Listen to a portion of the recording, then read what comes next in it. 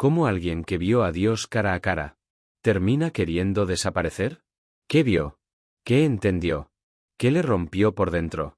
Y sobre todo, ¿por qué Dios no le dejó morir?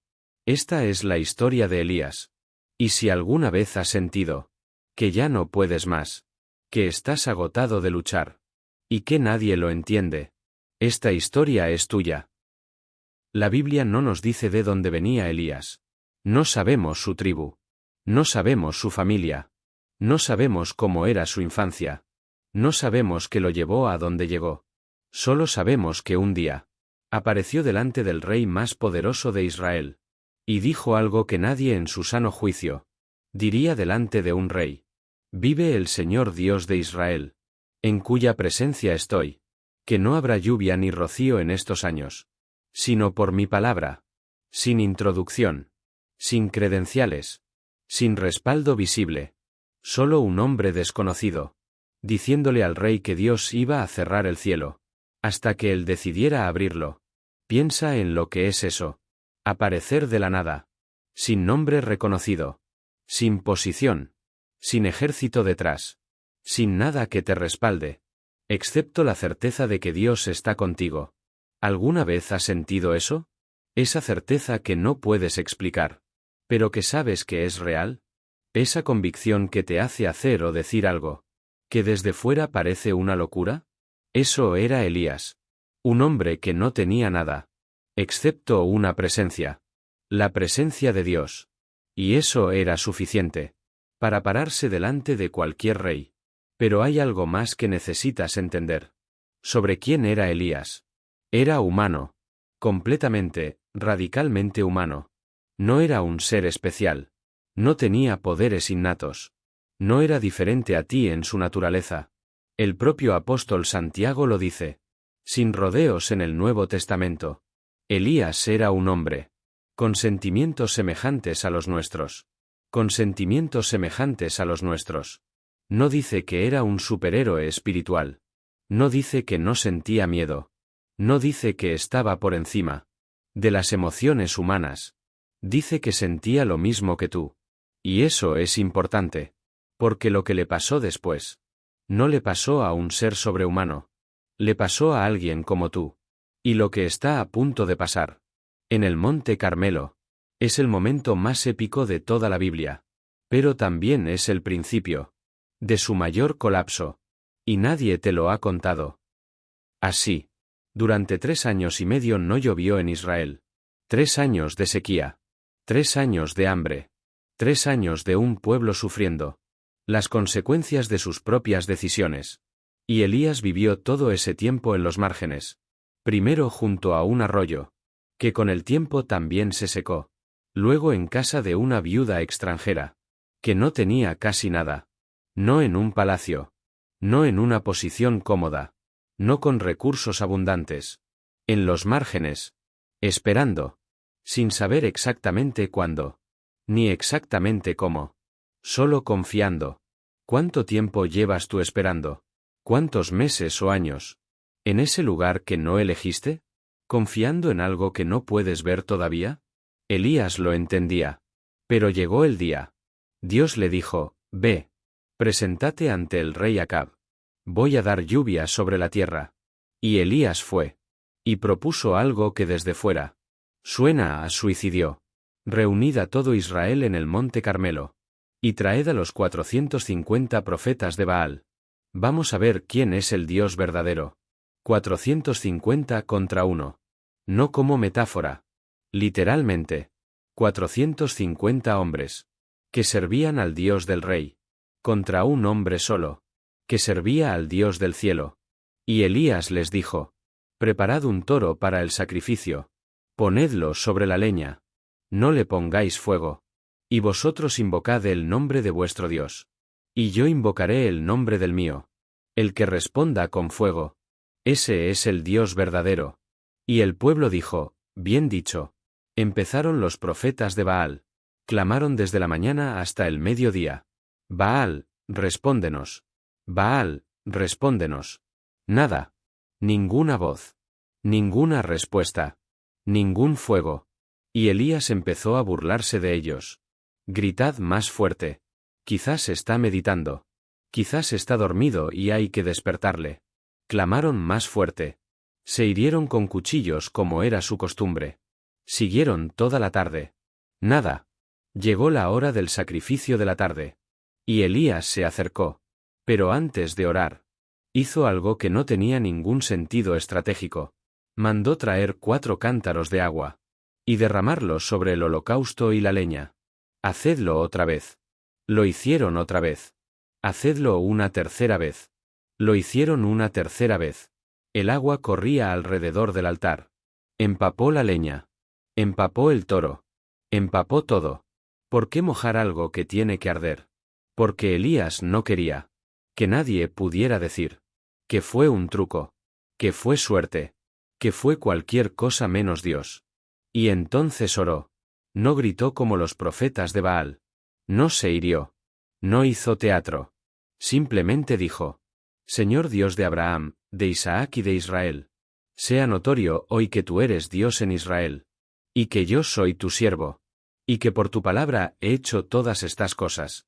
Respóndeme, Señor, respóndeme. Para que conozca este pueblo. Que tú, oh Señor, eres el Dios verdadero. Y cayó fuego del cielo. No una llama pequeña. No una chispa que encendió la leña húmeda. Fuego que consumió el holocausto. Y la leña. Y las piedras. Y el polvo. Y el agua que estaba en la zanja. Todo. Y el pueblo cayó sobre su rostro. Y dijo: El Señor es Dios. El Señor es Dios. Ese fue el momento más alto de la vida de Elías. ¿Y sabes cuánto duró? Pocas horas. Porque lo que viene después es lo que nadie te cuenta. Y es lo que cambia completamente la forma en que ves a este hombre. Y la forma en que te ves a ti mismo. Pocas horas después de esa victoria, Elías huía. No caminaba. No retrocedía estratégicamente. Huía. Con miedo. Con terror. ¿De qué? De una mujer. La reina Jezabel le mandó un mensajero. Con una sola frase: Así me hagan los dioses y aún me añadan. Si mañana a estas horas yo no he puesto tu persona como la de uno de ellos. Una amenaza. Una sola amenaza de una sola persona. Y el hombre que acababa de ver. Como caía fuego del cielo. El hombre que había desafiado a 450 profetas solo. El hombre al que acababa de responder. El Dios del universo. Salió corriendo. ¿Cómo es eso posible? Y aquí es donde la historia deja de ser sobre Elías. Y empieza a ser sobre ti. Porque tú lo has vivido. Quizás no con fuego del cielo. Quizás no con 450 profetas. Pero sí con algo. Has tenido momentos de claridad absoluta. Momentos donde sentiste que Dios estaba contigo.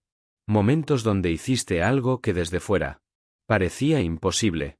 Y luego llegó algo. Una persona. Una palabra. Una amenaza. Un fracaso. Un diagnóstico. Una traición. Una duda. Y todo lo que sentiste en ese momento de victoria desapareció. Como si nunca hubiera existido. ¿Por qué pasa eso? Porque la victoria espiritual no vacuna contra el agotamiento humano. Elías acababa de vivir uno de los días más intensos de su vida. Tensión extrema. Confrontación extrema. Un esfuerzo sobrehumano de fe. Y al final de todo eso, estaba agotado. Físicamente. Emocionalmente. Espiritualmente. Y una persona agotada no procesa las amenazas igual que una persona descansada. Una persona agotada ve el peligro más grande de lo que es. Siente la soledad más profunda de lo que es. Cree que todo lo que ganó se puede perder en un instante. Elías no era débil. Elías estaba agotado. Y hay una diferencia brutal entre las dos cosas. ¿Cuántas veces has confundido tu agotamiento con tu debilidad?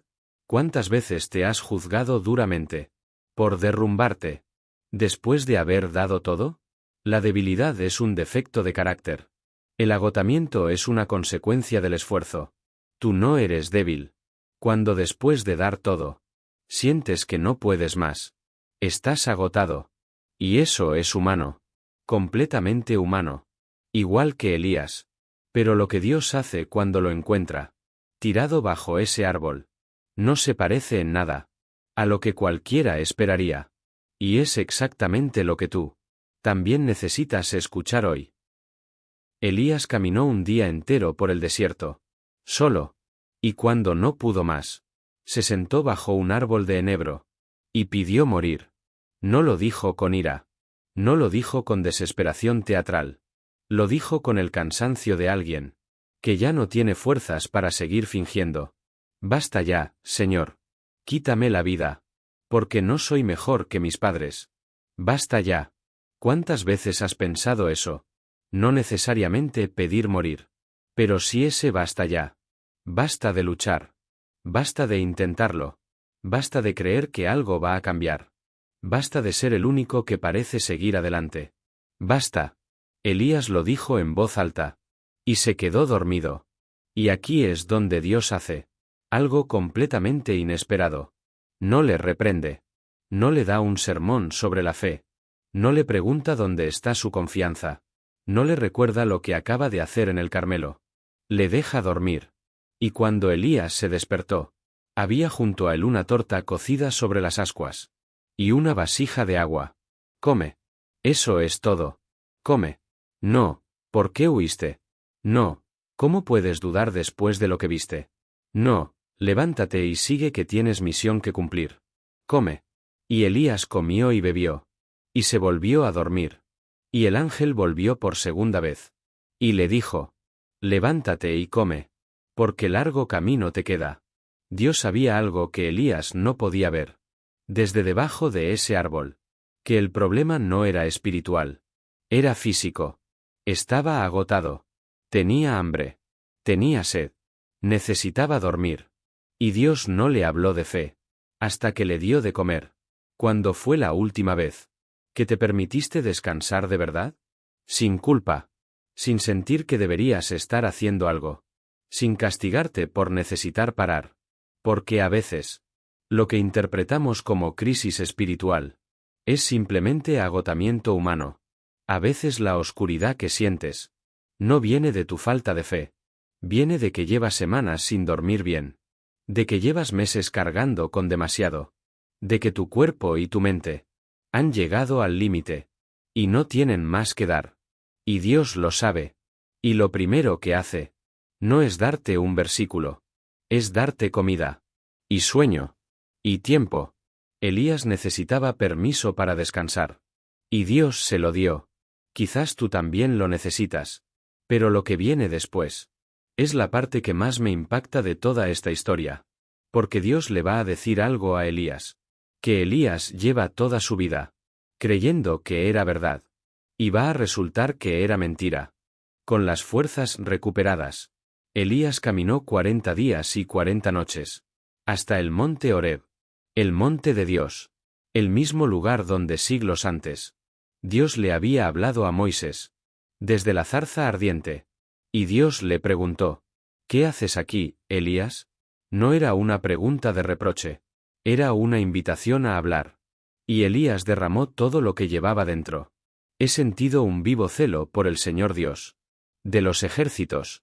Porque los hijos de Israel han abandonado tu pacto. Han derribado tus altares.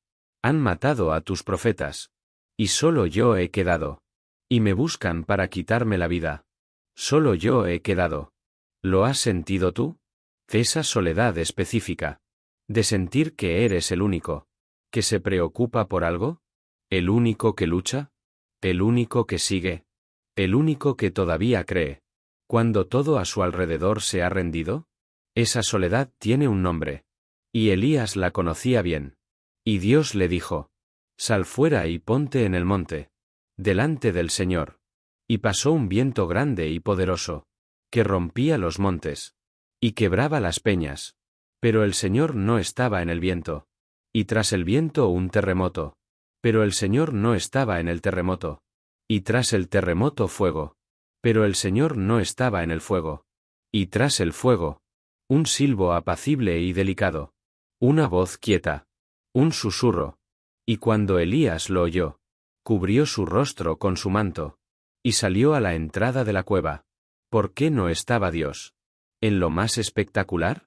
Porque tú llevas buscando a Dios. En los grandes momentos. En las experiencias intensas. En las señales visibles. En el fuego del Carmelo.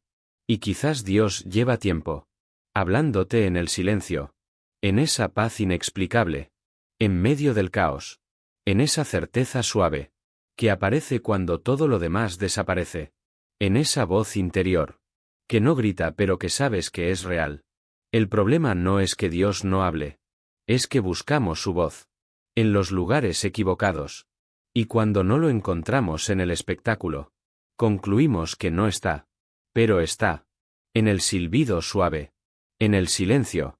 Esperando que te calles lo suficiente. Para poder escucharle. Y entonces Dios le dice algo. Que destruye la narrativa.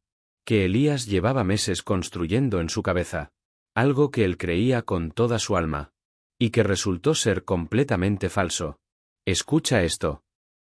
Elías creyó que era el único. Y Dios le dijo algo que Elías no sabía. Yo haré que queden en Israel 7.000 hombres, cuyas rodillas no se han doblado ante Baal. 7.000. No era el único. Nunca lo fue. Pero desde debajo de ese árbol. No podía verlos. La soledad te miente. Te dice que eres el único. Te dice que nadie más entiende. Te dice que estás solo en esto. Te dice que si tú te rindes, no queda nadie más. Y casi siempre es mentira. Pero la persona agotada, la persona rota, la persona que dijo basta ya, no puede ver los 7.000. ¿Desde dónde está? Necesita descansar primero, comer primero, dormir primero, escuchar el silbido suave primero, y luego levantarse, porque Elías se levantó, el hombre que quiso morir bajo un árbol. No murió bajo ese árbol. Siguió. Nombró a su sucesor. Formó a Eliseo. Terminó su misión. Y al final. No murió. Fue llevado al cielo en un carro de fuego. El hombre que pidió morir. Fue el hombre que no tuvo que morir. No porque fuera perfecto. No porque nunca hubiera dudado. No porque nunca hubiera huido. Sino porque cuando llegó al límite, dejó que Dios le diera lo que necesitaba. No lo que él pedía. Él pedía morir. Dios le dio pan. Y agua. Y sueño. Y una voz en el silencio. Y la verdad de que no estaba solo. Y eso fue suficiente. Para levantarse. Si hoy estás debajo de tu propio árbol. Si hoy sientes ese basta ya. Si hoy crees que eres el único. Y que ya no tienes más que dar. No te estoy pidiendo que te levantes ahora mismo. Te estoy pidiendo que comas. Que descanses. Que te quedes quieto el tiempo suficiente. Para escuchar algo más suave. Que el ruido que tienes dentro. Porque el mismo Dios que fue a buscar a Elías. Bajo ese árbol en el desierto. Sabe exactamente dónde estás tú. Y no te va a dejar ahí. ¿Qué necesitas tú que Dios haga hoy? ¿Pan? ¿Sueño? ¿La verdad de que no estás solo? Porque lo que le dio a Elías también está disponible para ti. Y si la historia de Elías te movió algo por dentro, hay otra historia en este canal que necesitas escuchar. La de Moisés, un hombre que también llegó al desierto, después de un error que lo cambió todo, que también esperó 40 años, sin entender por qué, y que descubrió algo, en el lugar más ordinario de su vida, que lo transformó para siempre. La encuentras aquí arriba.